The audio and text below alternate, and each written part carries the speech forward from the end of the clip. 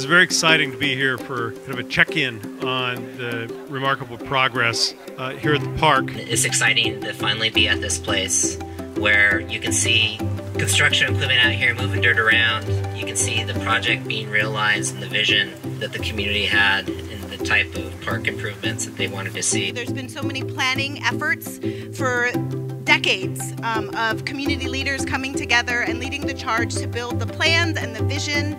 Community-driven work really ensures that our community is built for us, by us, so that we're able to stay here and be the ones that's benefited from it. This community's rallied around this park and said what they want it to be, and is helping make it happen for not only the people who live here now, but for generations to come. I feel like these past few years, we're having a Skyway renaissance. It feels like the community has been activated and we have so many different projects going on in this area.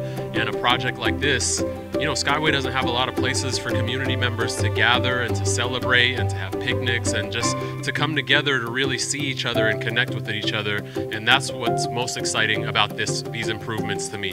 A space for us to just exist and meet one another and be with one another.